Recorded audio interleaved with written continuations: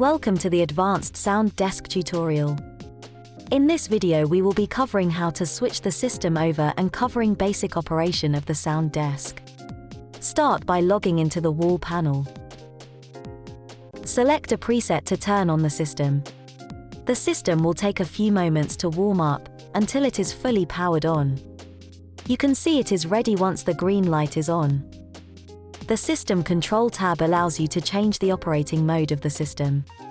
Here we can switch from operating sound via the wall panel to the sound desk. Now, the sound system is controlled through the sound desk upstairs. Opposite prompt side of stage are microphone inputs 1 to 3 and local input 15. Plug your XLR cable into the stage box and the other end into the microphone. Moving to prompt side of stage. There are microphone inputs 4 to 6 and local input 16. Local inputs are for anything, such as a DI box. For a band needing a lot of inputs, you can use this stage box. It shows up under layer 2 on the sound desk. It gives you another 16 inputs for your instruments and 8 outputs for fold-back speakers. First plug the stage box link A cable into the A port and the other end into the stage box MES input. If you were operating from the stalls position and not the upstairs mezzanine, you'd plug the stage box into the stalls port. Let's move upstairs now, and I'll pass you off to our senior technician Dave, who will take you through the sound desk. Alright, so here we go. This is the back of the console here. So things to be really aware of when you first turned it on is that you need to make sure that this M32 Dante cable is in here and that it's in the primary here, and then it's important that down here that in the AES50 that you're in the A, coming out of the A socket. So that's your stage box link, and this is the link of how the console gets in and out of our sound system. Okay, next up we have these 8 cables here. These are coming analog patches from 4 from each side of the stage. So this is starting at 9. So we've got, you can see just 1, 2, 3, 4, 5, 6, 7, 8 down here. Okay, so those need to be patched like that. And the TSP6 here, this is the patch points here that's really important. Here is that you can see, if we look under here,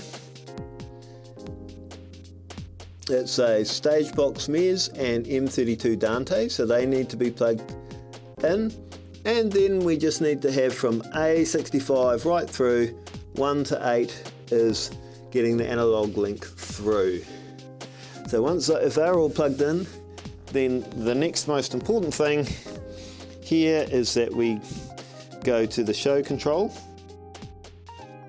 So we need to get to scenes, so we push this arrow across here. So now we're on scenes. You can see it's highlighted at the moment on the NCC default. So now if you hit the scene button, hit there to confirm it, then you'll push the sideways arrow and you'll see that everything has come back. So now you can go back to push your home button, and now you will see here, you can see labeled on this console, you'll see it here, we've got the lectern here, we've got wireless 1, wireless 2, we've got the stage left and right line inputs, and so you can have that's where the maybe auxes or something is plugged in there. You've got your video sound left and right here. Now these here are your mics 1 to 6 that are down. We've got 3 on the left hand side, these first 3, and then on this side, on the prompt side, we have mics 4, 5, 6, and then again we have local 15 and local 16. So this is just, this whole section, if you imagine, this is just direct analog stuff, so it's nice and easy. If you just need to get some mics on stage and you haven't got heaps of inputs, this is just a great way. You can plug 6 mics in real quick, maybe put a couple of DIs in for some acoustic guitars or something, and boom, you're ready to go. That is you. Now if you've plugged the stage box in, what you need to do now is go to inputs 17 to 32. So now you'll see that it says up here, it says A01, A02. So that's channel 1 on the stage box.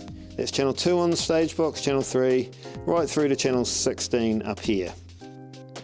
So that's real simple. All these become your inputs. So this could be your, these first 8 might be your drum kit. You might have some guitars and bass and everything else coming in here. And then you've got your analog inputs here and your stuff that's coming in off Dante here. Most important thing is this is your master fader. We've set the system up to start on -10 as a good starting point. If you leave it on -10 and then plug your mics in and unmute them, it should be a safe start and they will all go without having to worry about it giving you feedback or not. Now, if your buses 1 through to 8 are patched to come out of the stage box 1 through to 8, so therefore if you were plugging say 2 foldbacks in, maybe into bus 1 and bus 2, select your layer that you want to put it in. So if we're selecting mic 1, we can select, clear that, there we go, select mic 1, and then we can say, right, we want to turn some foldback up. We want some of mic 1 and foldback 1, and we want some of mic 1 and foldback 2. And then we can just go along and do that for everything we want. So it's pretty standard there. So, and then you have your master fader levels for your monitors here. And that is pretty much the guts of what you're doing.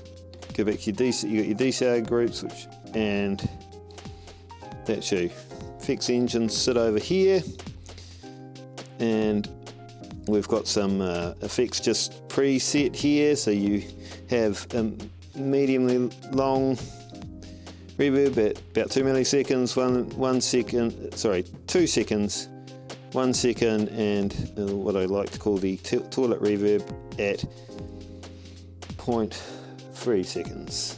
Okay, they're all set up on your reverb CNC. Cool. And that's you. This is the thing at the end of the night. Best thing to do is just pull the fader down. Now, because we're on the mezzanine, you see the channels are plugged in from AA65 through to AA72.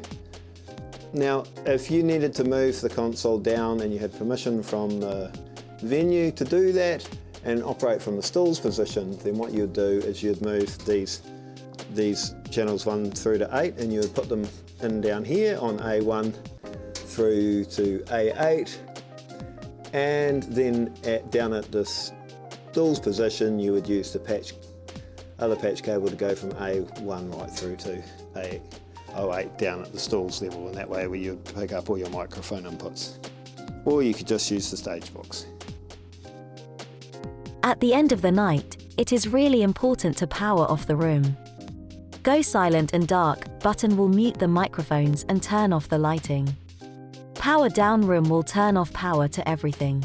And this is what we want to press. Once pressed, a confirmation page will display. Press yes, power down. You'll see the moving heads go to their sleep position, and the room is now powered off. Thank you for using the Newtown Community Centre.